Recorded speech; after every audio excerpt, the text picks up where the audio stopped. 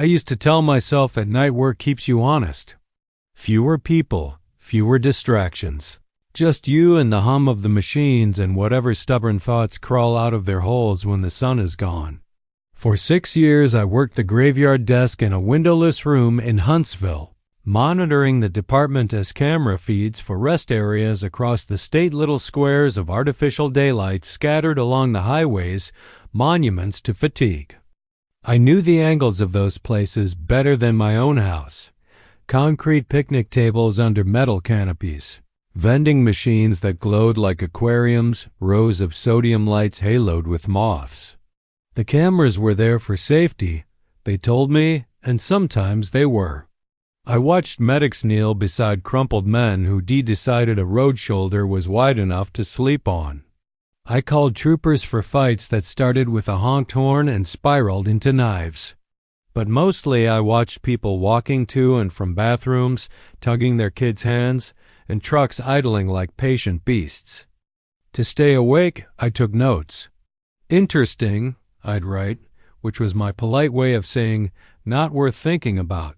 Then the notes changed into stories. Things people told me when the supervision shifted and I got sent out to fix a dead camera, mop a slick floor, inventory a vending machine that had been bashed with a tire iron. Most folks are ready to talk to anyone at 3 in the morning. You don't have to believe what they say. Belief isn't the point. What matters is that they wanted someone else to carry the weight. What matters is that I carried it. The first thing that stayed with me was simple. It was a kid at the rest area on I-35 north of Hillsboro, sitting on a concrete bench while his mother smoked 10 yards away with her back turned. He was 8, maybe, pale in the sodium light and overly serious in the way of kids who have learned early to study a room. "There's a man in the mirror," he said, watching me watch him on the maintenance screen as I checked the soap dispensers. "He keeps walking the wrong way." I asked what he meant. "You know how you wave like this," he raised his left hand, "and your reflection waves like that?" He raised his right. "He doesn't. He waves wrong." He's trying to remember how. I had heard the pipes knock when people flushed. I had heard a little girl counting in a stall in the vacant women's room as if someone were hiding. But when I looked over the sink's long sheet of glass, it was a normal mirror in a normal place. The boy's mother flicked her cigarette into the sand bucket and told him not to talk to strangers. She tugged him away, and as the door swung closed, he turned and waved at his own reflection. It waved like a beat too late. That's the sort of story you forget by morning, unless you write it down. The second came from a record driver out on I-20 near Sweetwater who came in for a coffee from a machine that coughed and spat as if reluctantly giving up its heat. He had a way of talking like everything that mattered had already happened. He didn't flinch when I asked about the blood on his sleeve. "A deer jumped," he said. Or, "I thought it was a deer." He'd been parked 200 yards down the access road waiting for a call when something stepped into the cone of his headlights. Not a deer.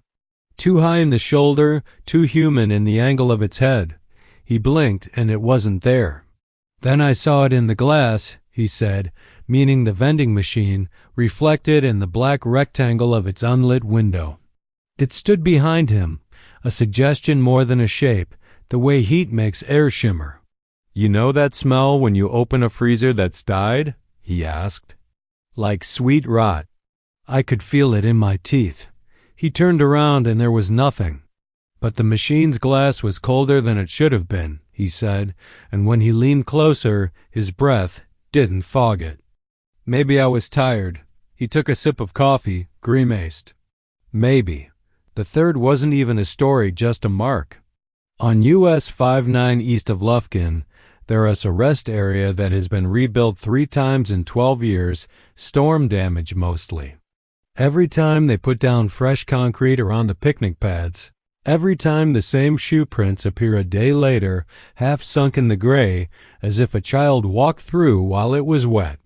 The size is consistent 4.5 inches long, 3 inches wide. The spacing is wrong, too long for the size, as if the legs were grown to fit a different set of feet. We put up cameras. We got nothing. The prince came anyway, marching from the tree line to the women's side and stopping at the hand dryer. I could imagine a foreman's nephew messing with us on the second build, the third, even the fourth if he was committed. But you don't fake that smell of river mud and pond water that hung to the air for an hour afterward, even with the piney breeze cutting it.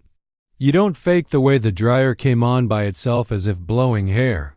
The fourth was a couple with a broken fan belt near Kerrville, the kind of man who shakes your hand too hard to hide that he's embarrassed, and the kind of woman who tries to make it gentle by touching your arm when she laughs.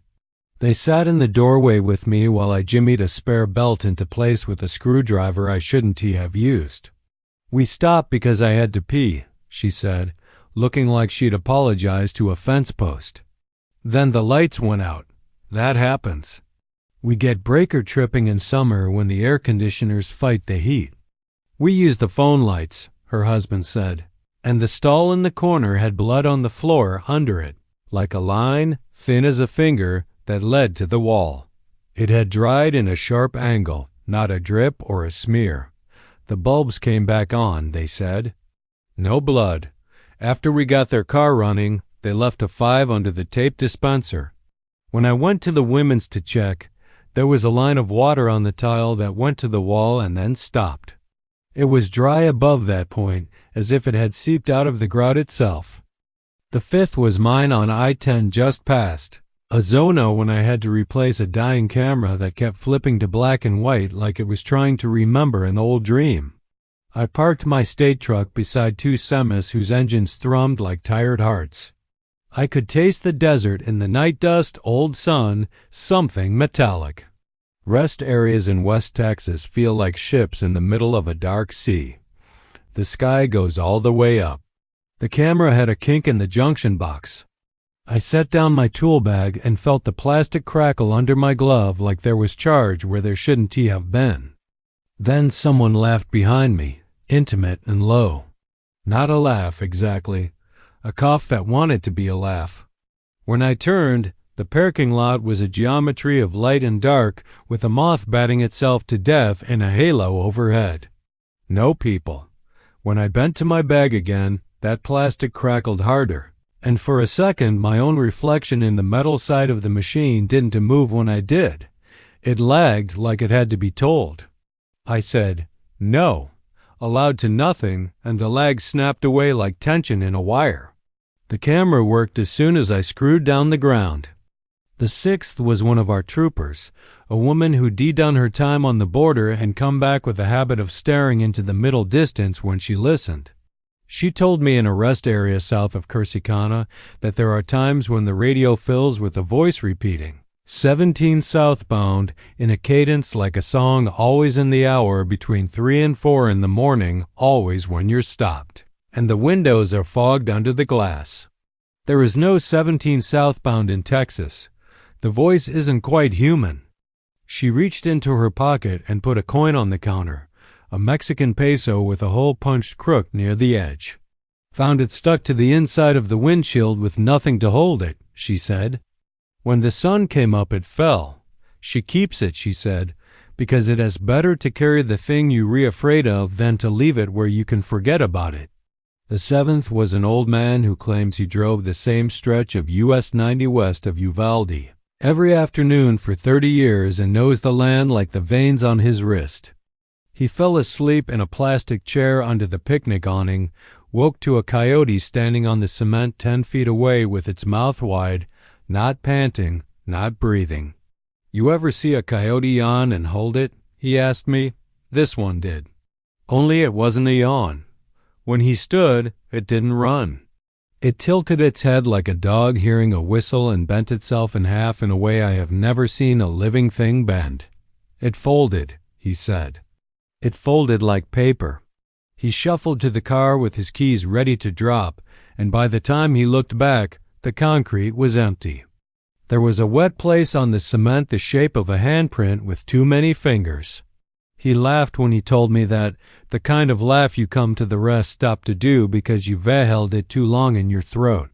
The eighth came on a Sunday from a woman with a sleeping baby. She hadn't wanted to wake him. so she used the family restroom off the walkway, the kind with one toilet and a lock that often sticks. She'd barely latched it when her phone hit the floor and the flashlight came on and rolled under the sink where she could see her own hand reflected in the metal trap. "I was mad at myself," she said, "for being dumb, for making extra noise." She bent down to feel for the phone and saw that her hand in the curve of chrome had a ring she didn't wear. The ring was big, a messy knot of something dark that might have been a stone or dried something else. She stood up and it slid from the pipe with a sound like a marble being sucked down a straw. When she looked in the restroom's little mirror, nothing was there for a half beat. Not her, not anything. Just the wallpaper reflected. She apologized for the smell the baby made, as if that were the offense. The 9th was what I thought was a prank. A trash can on the eastbound side of I-10 before Sonora that came back full every morning no matter how often it was emptied overnight. Every kind of trash. Fast food wrappers, diapers, a single cowboy boot size 9D with a dry cuff of mud on the heel as if it had been walking in a riverbed. But at the bottom every time, the same at the bottom a paper plate with a damp outline of a tortilla on it. I checked the camera archives and watched a man in a white shirt walk to the can at 3:13 a.m. and set something in. He was missing his left shoe. He walked away and didn't come back into frame. Freeze, zoom. He had no face. That's a trick of the angle, you tell yourself. When the sun hit the pavement, the boot at the bottom of the can was gone. The 10th was a sound. I was mopping the men's in a Panhandle rest stop after a bus tour dumped 50 people with bladders like kettles. The place had the quiet of a church when it empties. I set the mop in the yellow bucket and felt the hairs along my arms stiffen like I de-stepped into a freezer. Then I heard it, high and thin, 2 notes whistled, a child's idea of a secret signal. It came from the far stall where the latch dangled broken. "Hello?" I said, because that was what to say. The whistle came again, same 2 notes, but further, down where the drain sloped into the little grate that always clogged with hair. I could smell cold water that wasn't there. When I pushed the stall, it swung and showed a roll of toilet paper printed with blue flowers on the floor, unrolled halfway to the drain. The end was wet. I listened, holding my breath. Far down in the pipes, metal on metal whispered like a hand sliding a ring on.